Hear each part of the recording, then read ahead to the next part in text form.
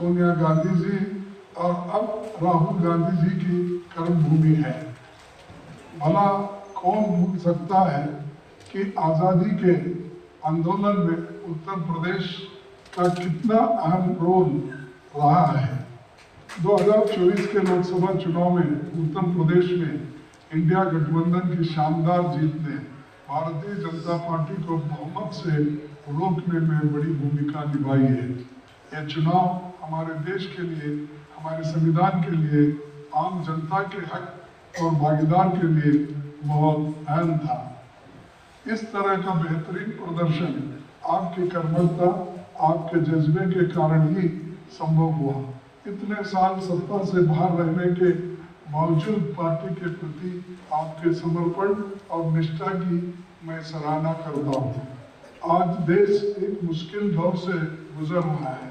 निरंकुश सत्ता प्रजातंत्र में जनता की अनदेखी कर रही है। उत्तर प्रदेश की तथाकथित डबल इंजन सरकार ने तो मर्यादा की हर सीमा पार कर दी है। यहाँ पर पुलिस और प्रशासन की बर्बरता जगजाहिर है।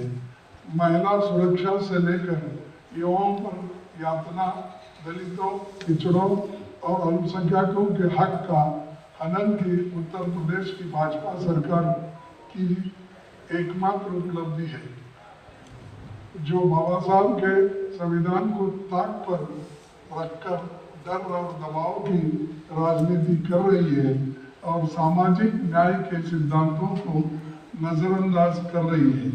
सरकारी पदों को ना भरना, लैटरल एंट्री की पहल, दलितों और पिछड़ों पर हो रहे अत्याचार सब इसी बात के सूचक है कि आरएसएस और भाजपा डॉक्टर अम्बेडकर के संविधान से नफरत करती है। लेकिन कांग्रेस पार्टी भी इस चुनौती से लड़ने को पूरी तरह से तैयार है। मुझे विश्वास है कि आपको मेरी तरह इस बात की खुशी होगी कि 2024 के चुनाव में देशवासियों ने उन लोगों को सबक सिखाया जो संविधान बदलने का सपना देखते थे। अपने आपने देखा कि जातिगत जनगणना की हमारी मांग को भी मोदी सरकार को नहीं चाहते हुए भी मानना ही पड़ा। अब अगला पड़ाव आरक्षण की 50% लिमिट को उखाड़ फेंकने का और आर्टिकल 15 सब क्लॉज 5 के तहत निजी संस्थानों में दलितों, पिछड़ों, आदिवासियों, गरीब, सामान्य वर्ग के लोगों को आरक्षण मिले, यही हमारी प्राथमिकता है। और जैसे हमने जातिगत जनगणना के लिए सरकार को मजबूर किया, ठीक वैसे ही अब हम ये भी करवा कर रहेंगे। और ऐसे हर मुद्दे पर सरकार को कटघरे में खड़ा करना, जवाबदेह बनाना, आम जनमानस की आवाज को बुलंदी से उठाना ही एक जिम्मेदार विपक्ष का काम है। ये काम आप सब ने बखूबी किया है और अब आगे और भी ईमानदारी और लगन से करना होगा। आप हमारे संगठन की रीढ़ की हड्डी है। आप उत्तर प्रदेश में हमारे संकल्प की भी नींव है। ये सच है कि दिल्ली का रास्ता लखनऊ होकर गुजरता है और इसीलिए ये बेहद जरूरी है कि आप अपने ऊपर दी गई जिम्मेदारी को पहचानिए। सारा देश आपकी ओर उम्मीद से देख रहा है और इसलिए आपका एकजुट होकर लड़ना, कांग्रेस पार्टी और हमारे संदेश को जन जन तक पहुंचाना जरूरी है।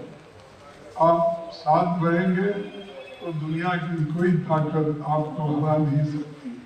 उत्तर प्रदेश का कांग्रेस कमेटी का ये 100 दिनों का अभियान एक साधारण कार्यक्रम नहीं, ये हमारे संगठन को और मजबूत करने, लोगों से सीधा संपर्क स्थापित करने के लिए कांग्रेस का झंडा लहराने के लिए एक बहुत बढ़िया पहल है। ये उत्तर प्रदेश की जनता से सीधे जुड़ने का और धीरे धीरे लुप्त होते लोकतंत्र को फिर से हासिल करके मजबूती वे दोबारा स्थापित करने का एक तरीका है। इस कार्यक्रम के माध्यम से हम गरीब, शोषित और वंचित समाज के लोगों की आवाज को पुरजोर तरीके से उठाएंगे। हम उन सब लोगों के साथ खड़े होंगे जिनके साथ भाजपा की सरकार ने अन्याय किया है। ये कार्यक्रम एक बार फिर से कांग्रेस की विचारधारा, गांधी, नेहरू, पटेल और डॉक्टर अम्बेडकर के सिद्धांतों को सजीव करने में मदद करेगा। एक बात याद रखिए, आप सिर्फ कांग्रेस पार्टी के कोऑर्डिनेटर या जिला अध्यक्ष ही नहीं है, आप न्याय और सच की इस लड़ाई में सत्य और न्याय योद्धा है। आपके समर्पण और त्याग से हमें भी अपनी लड़ाई आगे जाने रखने का हौसला मिला है। आज वक्त आपसी मतभेद बुलाकर एकजुट होकर कांग्रेस को मजबूत बनाने का है। आपका अगला लक्ष्य 2047 का विधानसभा चुनाव होना चाहिए। उसकी तैयारी में दम कम से लग गया। मैं संगठन सृजन अभियान में अपार सफलता की कामना करता हूँ। मैं आप सबको दिल से धन्यवाद देता हूँ। जय हिंद, जय संविधान, जय हिंद।